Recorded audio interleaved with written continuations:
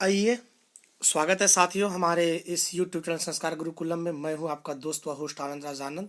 और आज आपके हम बीच लेके आए हुए हैं कुछ क्वेश्चंस जो कि सीटेट की प्रीवियस ईयर क्वेश्चन है, और आपके बीच हम 2021 का सेट को लेके आए हुए हैं और कोशिश करेंगे कि इसमें सारे पैडागॉजिक क्वेश्चंस को अच्छे से समझाया जाए। और साथियों, ये वीडियोस जो है उनके लिए बहुत फायदेमंद होगी जो कि अभी फ़िलहाल एग्ज़ाम देने को जाएंगे, है ना। ये मतलब कि अंतिम समय में आपके अंदर में अच्छे संप्रत्यय और अच्छी कंसेप्ट, अच्छी अवधारणाओं का विकास करेगी, और इस हेतु जो है इस चीज़ को हम आपके बीच लाए हुए हैं। जय गुरुदेव।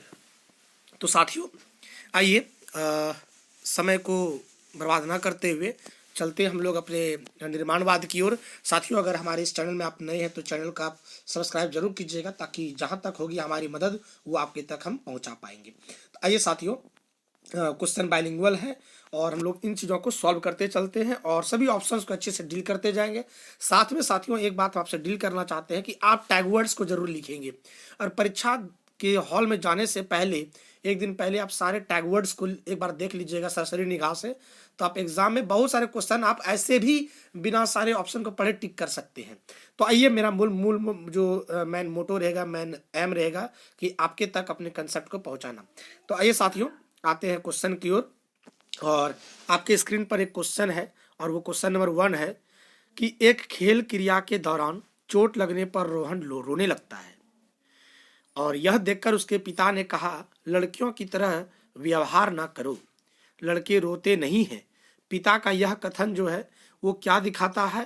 तो वो दिखाता है जेंडर स्टीरियोटाइप्स, है ना। तो याद रखिएगा, ये जेंडर स्टीरियोटाइप क्या है। तो अगर साथियों हमारे यूट्यूब चैनल के वीडियोस को नहीं देखे हैं जिसमें हमने लेक्चर्स की बात करी है, तो आप देख सकते हैं, और इसकी आंसर 1 नंबर चली जाएगी।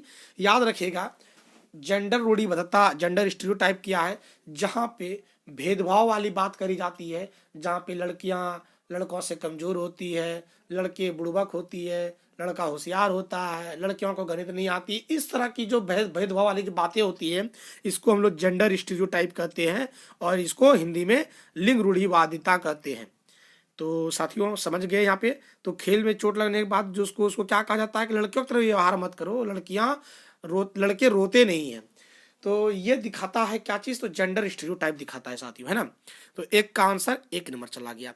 आइए क्वेश्चन नंबर 2 की ओर चलते हैं, और क्वेश्चन नंबर 2 क्या कहता है?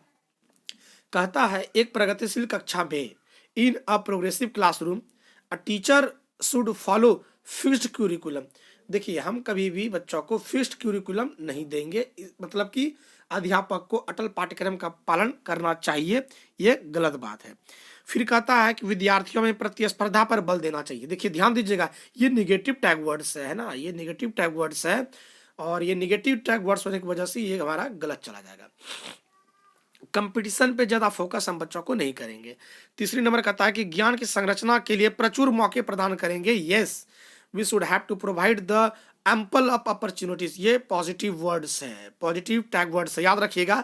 और इसी की वजह से इसका आंसर जो है 3 नंबर चला जाएगा। कहता है ज्ञान की संरचना के लिए बच्चों में हम प्रचुर मौका का प्रदान करेंगे, बहुत ज्यादा अवसर देंगे बच्चों को। तो 2 का आंसर साथियों 3 नंबर चला जाएगा। क्लियर है यहाँ पे? आइए क्वेश्चन नंबर चलते हैं हम लोग 2 नंबर के बाद 3 नंबर क्वेश्चन। और 3 नंबर कहता है, एक गतिविधि के दौरान छात्रों को संघर्ष करते देख एक अध्यापिका बच्चों को संकेत और इशारे जैसे क्यों, कैसे प्रदान करने का फैसला लेती है, और लेव वैगस्की के सिद्धांत के अनुसार अध्यापिका की यह योजना है। अगर हमारे से साथियों ने, अगर आप वैगत्स्की, कोहलबर्ग और पियाजे की थ्योरी नहीं देखी, इससे 5 क्वेश्चन हर एक बार सीडीपी में पूछी जाती है। साथियों, अगर इसकी थ्योरी नहीं देखे हैं तो आप वहां से हमारे सीडीपी की जो जाकर के प्लेलिस्ट है वहां से आप देख सकते हैं। वैसे अभी समय कम है, लेकिन जानने की कोशिश कीजिएगा इसको क्या कहते हैं। तो इसको सहारा देना कहते हैं, पाड़ कहते हैं इसको देने के लिए, इसका फोल्डिंग कहते हैं। जब भी टीचर या किसी कुशल मार्गदर्शकों के द्वारा, है ना, MKO मोर नॉलेजेबल अदर्स के द्वारा जो कोई सपोर्ट करी जाती है, उसको हम लोग करते हैं इसका फोल्डिंग, सहारा देना, या फिर कहते हैं आधारभूत संरचना के लिए पाड़ का प्रयोग करना। तो 3 का आंसर साथियों 2 चला गया। क्लियर है यहाँ पे? अब आते हैं और नेक्स्ट क्वेश्चन की ओर चलते हैं साथियों। नेक्स्ट क्वेश्चन आपके स्क्रीन पर है, और वो क्वेश्चन है क्वेश्चन नंबर 4। तो क्वेश्चन नंबर 4 कहता है कि बच्चों के समाजीकरण के संदर्भ में निम्नलिखित में से कौन सा कथन सही है ना, कौन सा कथन सही है। समाजीकरण के संदर्भ में in perspective of socialization, in context of socialization, यहाँ पे देखिएगा ध्यान से, socialization in context of socialization की बात कर रहा है। कहता है कि school is a secondary socialization agent and family is a primary socialization agent. Yes, आपको पढ़ाई भी है, आप जानिएगा। विद्यालय को जो है ये द्वितीय कारक कहते हैं और परिवार को सामाजिककरण का प्रथम कारक कहते हैं। देखिए, प्रथम कारक वो होता है जो बच्चे अपने घर, अपने भाई बहन से जो ज्ञान प्राप्त करता है वो उसका क्या कहलाता है, तो वो कहलाता है प्राथमिक कारक, क्योंकि सबसे पहले बच्चों के पास विद्यालय नहीं होता है बल्कि उनके पास माता पिता व भाई बहन होते हैं। इसीलिए जो है सोशलाइजेशन का फर्स्ट एजेंट उनका क्या होता है, उनका फैमिली होता है। वहीं दूसरा जो होता है वो क्या होता है, विद्यालय होता है। एक बात और यहाँ पे हम बोल देना चाहते हैं, जो परिवार में जो नॉलेज गेन करी जाती है उसको अनौपचारिक शिक्षा कहते हैं। वही विद्यार्थी जब विद्यालय से प्राप्त शिक्षा करता है तो उसको औपचारिक शिक्षा कहते हैं। तो एक साथ में और भी क्वेश्चन आपसे बनेंगे, तो 4 नंबर का आंसर जो साथियों होगा वो 1 नंबर चला जाएगा। क्लियर यहाँ पे। तो आइए नेक्स्ट क्वेश्चन की ओर चलते हैं, क्वेश्चन नंबर 5 की ओर चलते हैं ना। तो क्वेश्चन नंबर 5 कहता है कि बहुबुद्धि का सिद्धांत जोर देता है। गार्डनर की जो बहुबुद्धि का सिद्धांत है वो किस पे जोर देता है, इस पे ये क्वेश्चन है। तो कहता है बुद्धि लब्धि केवल वस्तुनिष्ठ परीक्षाओं द्वारा ही मापी जाती है, जो कि बिल्कुल गलत है।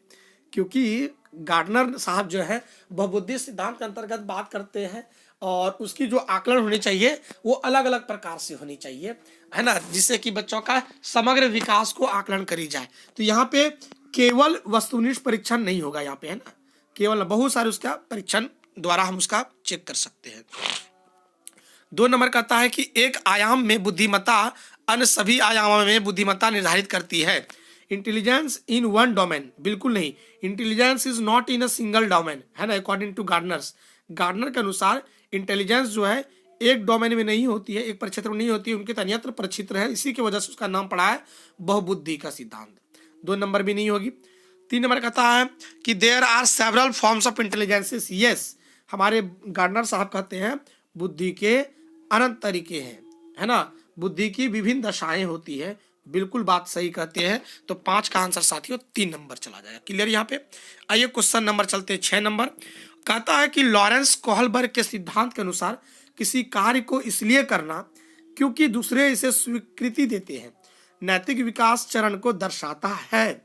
तो अब समझिएगा इसको क्या कहते हैं साथियों। अगर आपने कोहलबर्ग का थ्योरी नहीं पढ़ा है तो हमारे आप सीडीपी के जो 2021 की जो प्लेलिस्ट बनी हुई है 23 वीडियो है, उनमें से वागत्स्की, वागत्स्की, पियाजे और कोहलबर्ग की वीडियो को जरूर देखिएगा। वहां से क्वेश्चन बोले मैंने 5 क्वेश्चन पूछे जाते हैं, आप देख लीजिएगा। और अगर बात करें क्वेश्चन की बात, यहाँ कहता है according to Kohlberg performing an act and doing something because other approves it, जो दूसरे स्वीकृति देते हैं, बच्चा वही काम करते हैं जो दूसरा को ही स्वीकार करता है।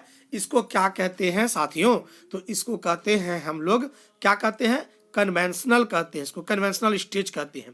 तो थोड़ा सा यहाँ पे चीज़ों को आप रटना पड़ेगा आपको, लेकिन इसकी थ्योरी एक बार आप देख, कम से कम अगर समय नहीं भी है ना तो वागत्स्की, पियाजे और कोहलबर्ग को एक बार जरूर देख लीजिएगा। 5 नंबर आपकी आ जाती है, एक बार जरूर देख लीजिएगा, क्योंकि यहाँ पे चर्चा अगर कर भी देते तो उतना कंसेप्ट आपका क्लियर नहीं हो पाएगा, समय ही बर्बाद हो जाएगा, इसलिए आप देख लीजिएगा वहाँ पे। वैसे हम कोशिश करेंगे कि इस वीडियो के नीचे जो है वागत्स्की, कोहलबर्ग और पियाजे की हम लिस्ट दे दें, लिंक दे दें, वहाँ से आप चीज़ों को देख सकते हैं साथियों, है ना।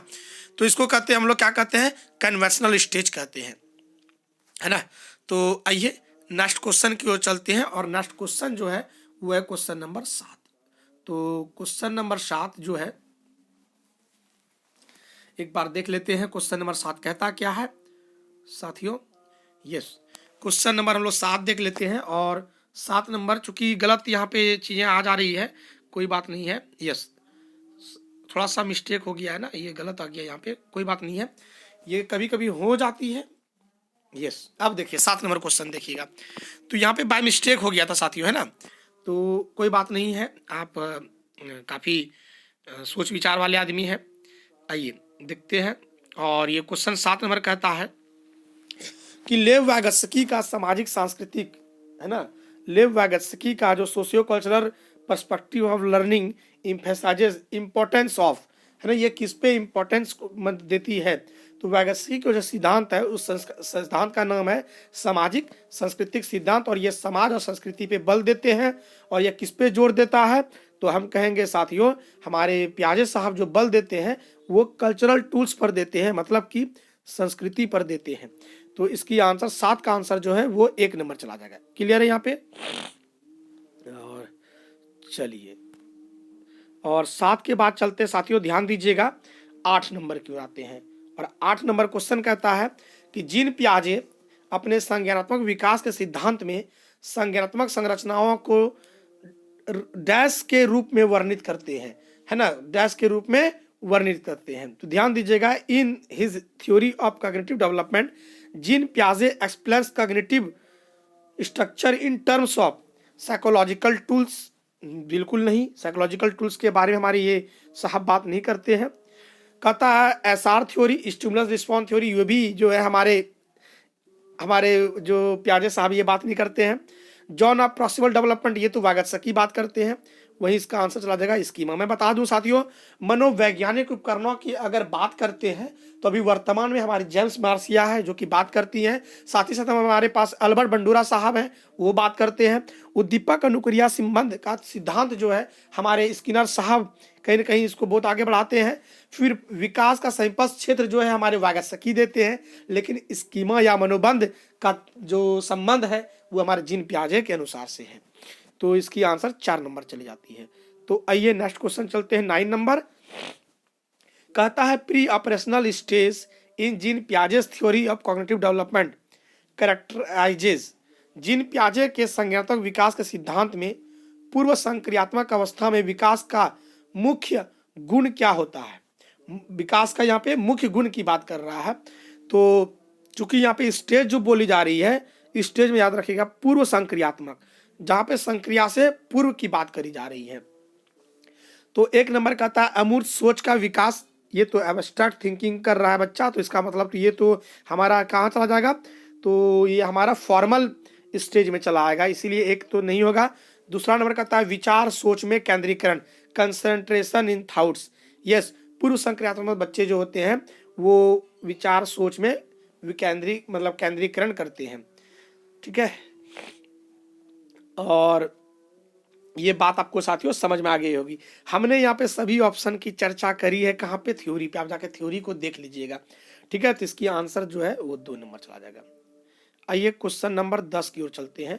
और 10 नंबर क्वेश्चन कहता है विकास के संदर्भ में निम्नलिखित में से कौन सा कथन सही है ना, कौन सा कथन सही है? तो इसको देखते हैं। विकास की दर सभी संस्कृतियों में सभी के लिए समान होती है। ध्यान दीजिएगा, कहता विकास के संदर्भ में निम्न में से कौन सा कथन सही है? तो विकास की दर सभी संस्कृतियों में सभी के लिए समान होती है, नहीं, ये गलत है। कहता विकास केवल विद्यालय में होने वाले अधिगम से ही होता है, केवल विद्यालय से ज्ञान नहीं होती है, सब कुछ विद्यालय नहीं होता है। कहता है विकास केवल बाल्यावस्था के दौरान ही होती है, ये केवल के कारण से ये दो गलत हो गया, है ना। और विकास बहुआयामी होता है, development is multi dimensional. Yes, it is right. तो साथियों आइए 10 के बाद क्वेश्चन नंबर 11 चलते हैं। कहता है जन्म से किशोरावस्था तक बच्चों में विकास किस क्रम में होता है? जन्म से किशोरावस्था तक, याद रखिएगा, जन्म से किशोरावस्था तक के बच्चों में विकास किस क्रम में होता है? तो कहता है कि सेंसरी। यस, पहला तो बच्चों में सेंसरी ही होती है, फिर बच्चों में मूर्त ही होती है, और फिर अमूर्त ही होती है। इसका यही चला जाएगा साथियों आंसर 1 नंबर। ध्यान दीजिएगा, 1 नंबर चला जाएगा। क्लियर है? क्यों? क्योंकि सबसे पहले सेंसरी मोटर स्किल्स को डेवलप करते हैं, मतलब सेंस अपने ज्ञान इंद्रियों के कारण से ज्ञान को सीखते हैं। फिर बच्चों के पार्थ जो वस्तुएं होती है उनके इन्वायरमेंट में, उसके परिवेश में, उन मूर्त वस्तुओं के आधार पर वो चीज़ों को सीखते हैं, और फिर जाकर के एब्स्ट्रैक्ट थिंकिंग उनके अंदर में हो पाती है। इसलिए इसका आंसर जो है 1 नंबर ही चला जाएगा। आइए क्वेश्चन नंबर 12 की ओर चलते हैं। और 12 नंबर क्वेश्चन क्या कहता है, इसको ध्यान से सुनते हैं। कहता है एक प्रगतिशील कक्षा में व्यक्तिगत विभिन्नताओं को किस प्रकार देखा जाना चाहिए? Individual differences in progressive classroom should be treated as. Yes, तो कहता है कि in hindrance to the process of learning, अधिगम की प्रक्रिया में बाधा, बच्चे व्यक्तिगत प्रक्रिया में वो बाधा नहीं देते हैं, है ना। अध्यापक की पक्ष पर असफलता, बिल्कुल ये गलत बात है। योग्यता आधारित समूह बनाने का मापदंड, है ना, तो ये 3 नंबर जो है साथियों, ध्यान से सुनिएगा, ये भी गलत बात कर रहा है, क्योंकि यहाँ पे योग्यता आधारित नहीं, यहाँ पे कह रहा है योग्यता आधारित समूह बनाने का मापदंड, तो योग्यता पर आधारित बच्चों को अलग नहीं करना है हमें, ना, ये भी गलत है। फिर कहता है अध्यापन अधिगम प्रक्रिया की परियोजना के लिए महत्वपूर्ण है। यस, टीचिंग लर्निंग प्रोसेस के लिए ये एक क्या है, तो इम्पोर्टेंट है। मतलब it is individual differences are the resources for the teaching learning process. Okay, आइए क्वेश्चन नंबर चलते हैं 13 नंबर, और कहता है एक समावेशी कक्षा में डैश पर जोर देना चाहिए।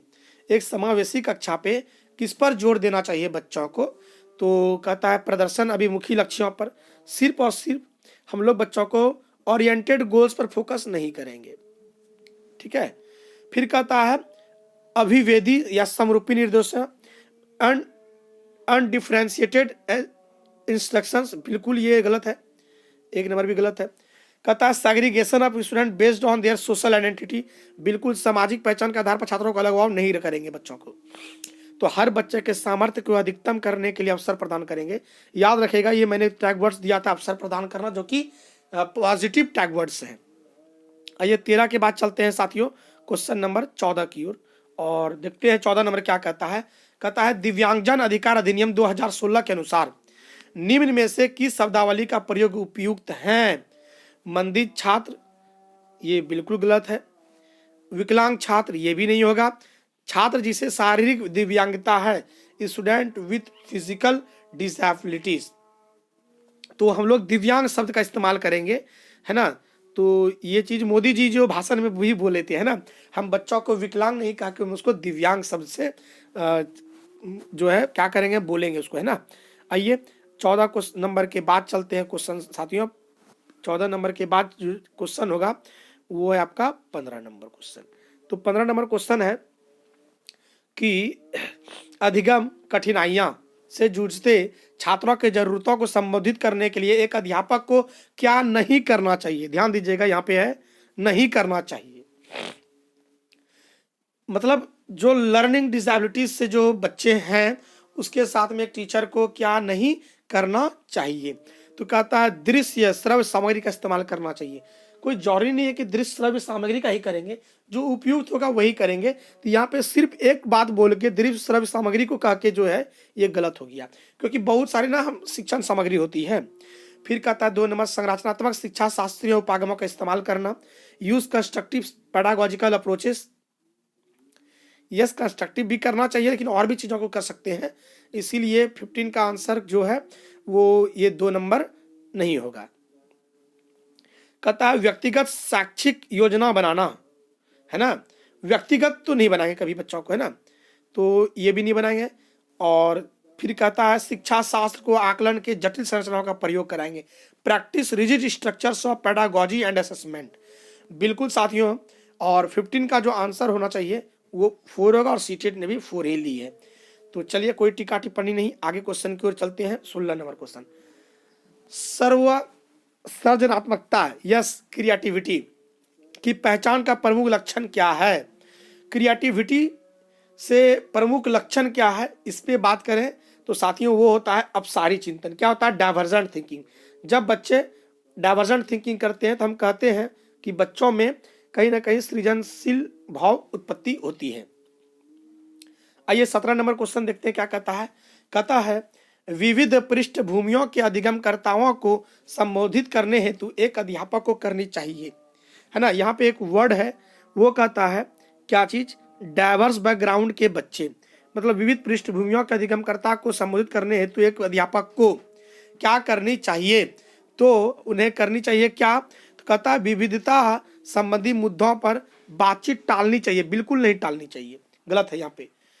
फिर कहता है विविध विन्यासों में उदाहरण लेने चाहिए, बिल्कुल ये जो है draw examples for diverse settings, yes. और 17 का आंसर 2 नंबर जो है ये जाना चाहिए, लेकिन आगे ऑप्शन और भी देख लेते हैं। कहता सभी के लिए मानकीकृत आकलनों का इस्तेमाल करना चाहिए। Use standard assessment for all, कोई जरूरी नहीं कि स्टैंडर्ड असेसमेंट नहीं करेंगे, असेसमेंट करेंगे, असेसमेंट बहुत प्रकार की होती है। ऐसे कथनों का इस्तेमाल करना चाहिए जो नकारात्मक रूढ़िबद्धता धारणा को मजबूत करे, है ना। तो इसका आंसर साथियों वो हमारा 2 नंबर ही चला जाएगा। क्लियर है यहाँ पे। आइए 18 नंबर क्वेश्चन चलते हैं और 18 नंबर क्वेश्चन कहता क्या है। कहता है समस्या समाधान क्षमताओं को किस प्रकार सुसाध्य किया जा सकता है। Problem solving abilities can be facilitated bye, है ना। तो वो क्या है, तो बात करते हैं। कहता है focusing on drill and practice.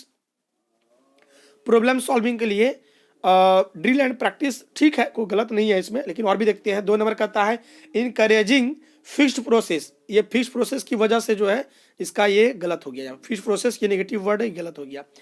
3 number कहता है इनकरेजिंग यूज ऑफ एनालॉजीज। 18 का 3 नंबर आंसर है, क्योंकि कहता है कि समरूपक इस्तेमाल को बढ़ावा देकर हम बच्चों में समस्या समाधान को कर सकते हैं। बिल्कुल, तो मतलब यहाँ पे एनालॉजिस के वर्क के कारण से बच्चों में समस्या समाधान क्षमता को विकास कर सकते हैं।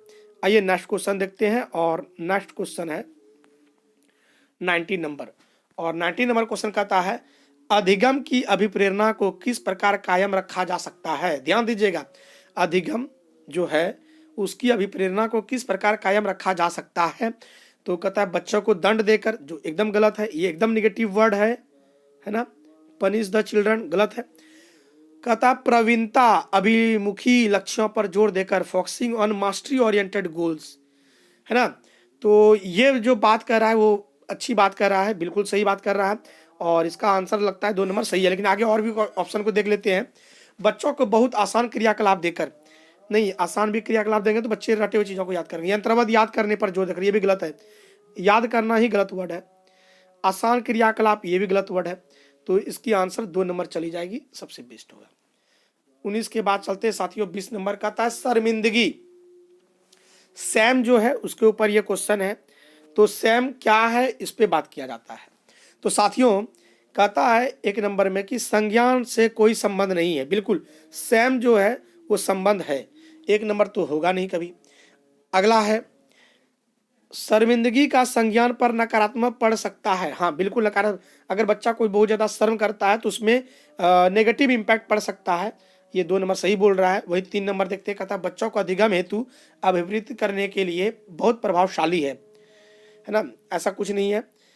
शर्मिंदगी के भाव को अध्यापन अधिगम प्रक्रिया बारंबार पैदा करना चाहिए, ये तो एकदम ही गलत हो गया। तो इसकी आंसर 2 नंबर चली जाएगी साथियों। आइए क्वेश्चन नंबर 21 की ओर चलते हैं, और 21 नंबर क्वेश्चन कहता है निम्न में से अध्यापन अधिगम का सबसे प्रभावशाली माध्यम कौन सा है। Which one of the following is most effective model of teaching learning. Teaching learning का सबसे इफेक्टिव मोड क्या है। तो इसमें आप देखते हैं ऑप्शन की ओर, तो कहता है रोट मेमोराइजेशन ऑफ कंटेंट, जो कि बिल्कुल गलत है, क्योंकि रोट मेमोराइजेशन तो करेंगे नहीं, तो 1 नंबर तो कभी होगा नहीं। 2 नंबर कहता है exploration of relationship between concept. Yes, explore word जो है वो पॉजिटिव वर्ड से है ना, तो इसीलिए इसका आंसर 2 नंबर चला जाएगा। ये पॉजिटिव वर्ड्स के आधार पे आप चीज़ों को आगे बढ़ा सकते हैं। ये क्वेश्चन नंबर चलते हैं साथियों 21 के बाद चलते हैं 22 नंबर क्वेश्चन। कहता है कि एक अध्यापक को दिए गए किसी क्रियाकलाप पर छात्रों के विभिन्न त्रुटियों का विश्लेषण करना चाहिए, क्योंकि अ teacher should analyse the various errors made by students on a given task because. तो कहता है कि एक अध्यापक को दिए गए किसी क्रियाकलाप में छात्रों की विभिन्न त्रुटियों का विश्लेषण करना चाहिए, क्योंकि 1 नंबर कहता है इसके आधार पर वह दंड की मात्रा निर्धारित कर सके। दंड वाला तो वर्ड ही गलत है, इसी की वजह से 1 नंबर नहीं होगा। कहता त्रुटियों की समझ अध्यापन अधिगम प्रक्रिया के लिए अर्थपूर्ण है, बिल्कुल ये है, और ये क्वेश्चन नंबर 22 का 2 आंसर चला जाएगा। आइए नेक्स्ट क्वेश्चन चलते हैं 23 नंबर। बच्चों को सीखने में कठिनाई होती है जब, बच्चों को सीखने में कठिनाई होती है कब, तो कहता है जब। तो जब क्या है, तो ध्यान दीजिए, कहता है 1 number information is presented in disconnected chunks. सूचना अलग अलग टुकड़ों में प्रस्तुत की जाए। यस, जब सूचना को आप अलग अलग सूची में प्रस्तुत करेंगे बच्चों को कठिनाई हो सकती है। 1 नंबर हो सकता है, लेकिन आगे भी देखते हैं ऑप्शन। और आगे ऑप्शन नंबर 2 है वो आंतरिक रूप से अभिप्रेरित हों, ऐसा इसका लगाव इसके साथ में कुछ नहीं है। अधिगम सामाजिक संदर्भ में हो, कोई जरूरी नहीं कि अधिगम सामाजिक संदर्भ में हो, बहुत हर जगह से हो सकता है। चौथा नंबर कहता है विषय वस्तु को बहु रूपों में प्रस्तुत किया गया हो। Content is represented through multiple ways. विषय वस्तु को अगर बहुत अलग अलग रूप में भी करता है तो उससे कठिनाई हो सकता है, लेकिन इसका जो सीटेड ने आंसर लिया है वो 1 नंबर लिया और 1 नंबर होगा भी। तो साथियों चलते हम लोग नेक्स्ट क्वेश्चन नंबर 24 को, और 24 नंबर क्वेश्चन देखते हैं क्या कहता है। अधिगम की सर्वोत्तम अवस्था कौन सी है? जो लर्निंग है, best state of learning is, best state of learning is, मतलब कि अधिगम की सर्वोत्तम अवस्था कौन सी है? तो कहता देख रहे हैं यहाँ पे उच्च उत्तेजना, उच्च भय। अच्छा, ये रेंजुली का सिद्धांत है साथियों, ध्यान दीजिएगा। रेंजुली के सिद्धांत से संबंधित ये क्वेश्चन है। अगर साथियों अगर आप नहीं देखे हैं तो आप रेंजुली का सिद्धांत हमारे यूट्यूब चैनल में जाके देख सकते हैं। ये रेंजुली का सिद्धांत और ये कई बार उससे पूछा भी गया है और उससे ये संबंधित क्वेश्चन है एक प्रकार का। तो ये 24 का जो है 1 नंबर नहीं होगा। कहता उच्च उत्तेजना, उच्च भय, उच्च उत्तेजना, उच्च भय, उच्च भय की वजह से इसको हम गलत करते हैं साथियों को, ठीक है। फिर 2 नंबर का आता है कि निम्न उत्तेजना उच्च भय, यही उच्च भय के कारण से इसको गलत कर देते हैं। 3 नंबर का था संतुलित उत्तेजना, कोई भय नहीं, बिल्कुल ये 2 नंबर सही बात बोलता है, 3 नंबर सही बोलता है, इसका आंसर 3 चल जाएगा। फिर कहता कोई उत्तेजना नहीं और कोई भय नहीं, नहीं उत्तेजना भी जरूरी है ना, तो इसका आंसर 3 नंबर चल जाएगा। 3 नंबर समझ गए साथियों, तो इसका आंसर 3 नंबर चल जाएगा। आइए क्वेश्चन नंबर हम लोग चलते हैं 25 की ओर, और 25 नंबर क्वेश्चन है कि constructivist view of learning suggest that children dash construction of their on knowledge, बच्चे अपने ज्ञान का निर्माण स्वयं से करते हैं, और यह कंस्ट्रक्टिविस्ट व्यू जो है लर्निंग का ये सजेस्ट करता है। और ये सजेस्ट क्या करता है? तो जब कंस्ट्रक्शन की बात हो रही है, कंस्ट्रक्टिविज्म की बात हो रही है, सृजनशील की बात हो रही है, तो बच्चे यहाँ पे क्या करते हैं, यहाँ पे सक्रिय भूमिका निभाएंगे। याद रखिएगा, जहाँ पे बात करी जाएगी किसकी, कंस्ट्रक्टिविस्ट की, संरचनात्मक या फिर सृजनात्मक की बात करता है, तो वहाँ पे बच्चा सक्रिय भूमिका निभाता है। तो 1 नंबर ऑप्शन में कहता है बच्चों की कोई भूमिका नहीं होती है, जो कि गलत है। बच्चों की सक्रिय भूमिका होती है। बच्चे पूर्ण रूप से वयस्कों पर निर्भर रहते हैं, ये भी गलत है। पूर्ण रूप से जो है इसकी वजह से ये नेगेटिव वर्ड है। बच्चे सक्रिय भूमिका निभाते हैं, और आंसर इसका 3 नंबर चला जाएगा। क्लियर है यहाँ पे? आइए क्वेश्चन नंबर चलते हैं 26 की ओर। कहता है अधिगम के लिए निम्न में से कौन सी धारणा उपयुक्त है ना? Which of the following belief is good for learning? तो आइए, कहता है एबिलिटी इज इम्प्रूवेबल, योग्यता सुधारी है। बिल्कुल यह जो है वो सुधारी है, सारी चीज कहीं ना कहीं इंप्रूव करी जा सकती है। 26 का आंसर 1 नंबर जो है होनी चाहिए। ऑप्शन नंबर 2 कहता है योग्यता अटल है, बिल्कुल गलत है। अटल तो योग्यता है नहीं। प्रयासों से कोई फर्क नहीं पड़ता, ये भी गलत है। असफलता और नियंत्रित है, ये भी गलत वर्ड है। इसका आंसर 1 नंबर चला जाएगा। 26 के बाद साथियों चलते हैं 27 नंबर क्वेश्चन, और 27 नंबर क्वेश्चन जो है वो कहता है कि निम्न में से कौन सी परिपाटी कंसेप्चुअल अंडरस्टैंडिंग, यस साथियों, कंसेप्चुअल अंडरस्टैंडिंग, प्रोसीड्यूरल अंडरस्टैंडिंग और रिलेशनल अंडरस्टैंडिंग, ये सारी चीजें हमने बात करी है मैथ्स पेडागोजी में। वैसे इंग्लिश पेडागोजी, किसी पेडागोजी पूछी जाती है, लेकिन मैंने इस टॉपिक को सर्च किया था। क्लैंप की थ्योरी, जो कि हमने क्लैंप की थ्योरी आपको पढ़ा चुके हैं हम। कहाँ पे? तो पढ़ा चुके हैं साथियों हमारे CDP के वाले भाग में, आप जाकर दे सकते हैं, वहाँ से चीज़ें जान सकते हैं। हमने ज़बरदस्त बात करी है मैथ्स के भी गणित के परिप्रेक्ष्य में भी हमने बात करी है, और वो आपकी वीडियोज़ में पढ़ी हुई है। साथियों अगर आप पूरे हमारे अगर 28 वीडियो को देख लेते हैं CDP का, 28 से 30 क्वेश्चन आपके यहाँ से बन जाएंगे, उतना ही चैप्टर से। समय कम है, लेकिन फिर भी आप थ्योरी को छोड़िए, अभी फिलहाल इन चीज़ों को देखते चलेंगे। तो 27 नंबर जो है वो कंसेप्चुअल अंडरस्टैंडिंग कहता है कि बच्चे जो है कौन सा या परिपाटी विद्यार्थियों में संकल्पनात्मक समझ में बढ़ोतरी करने के सहायक हैं। तो वो होते हैं, अगर बात करें हम लोग कंसेप्चुअल अंडरस्टैंडिंग की, तो 1 नंबर कहता है कि कंपटीशन, जो कि गलत है। टेक्स्ट बुक सेंट्रिक पेडागोजी, ये भी गलत है, आपको बता चुके हैं। फ्रीक्वेंट एग्जामिनेशन, ये भी गलत है। चौथा number option inquiry and dialogue, अन्वेषण और संवाद की बात करता है। समझ गया? कंसेप्चुअल डेवलपमेंट जो है वो बात करता है कहाँ पे? तो अन्वेषण और संवाद, मतलब इंक्वायरी एंड डायलॉग्स पे बात करता है। 27 के बाद साथियों चलते हैं 28 नंबर क्वेश्चन। कहता है एक कार्य के दौरान सायना स्वयं से बात कर रही है, यह स्वयं से बात कर रही है, और वह कार्य किस प्रकार प्रगति कर सकती है। ल व्यगस्की के भाषा और चिंतन के बारे में कौन सा यह जो है बात जो है व्यक्तिगत वाक्य को दर्शाता है, व्यक्तिगत वाक्य को दर्शाता है। तो कहता है कॉग्निटिव इमैच्योरिटी, जो कि पियाजे की है ये, तो ये तो गलत हो गया। फिर कहता है सेल्फ रेगुलेशन, यस 2 नंबर स्वनियमन हो जाएगा। ईगो सेंट्रिसिज्म पियाजे की बात है। फिजिकल डिसऑर्डर्स इसका कोई लगाव वगैरह नहीं है। तो बात समझिएगा, इसकी आंसर अगर हम बात करें साथियों तो वह स्वनियमन सेल्फ रेगुलेशन चला जाएगा। कॉग्निटिव इमैच्योरिटी की बात अगर करते तो पियाजे चाचा करते हैं। ईगो सेंट्रिसिज्म की बात करते तो पियाजे चाचा बात करते हैं। साइकोलॉजिकल डिसऑर्डर से यहाँ पे कोई इसका लेना देना नहीं है, इसीलिए इसका आंसर 2 नंबर चला जाएगा। आइए 29 नंबर क्वेश्चन बोलते हैं, मूल्यांकन पद्धतियों का लक्ष्य होना चाहिए। मूल्यांकन पद्धतियों का लक्ष्य होना चाहिए। Evaluation practices should aim at, तो मतलब कि मूल्यांकन जो है, मूल्यांकन पद्धतियों का लक्ष्य क्या होना चाहिए, तो समग्र होनी चाहिए। लेकिन ऑप्शन देखते हैं यहाँ पे क्या होता है। कहता है 1 नंबर विद्यार्थियों को नामांकित करना, इससे कोई इसका लेना देना नहीं है।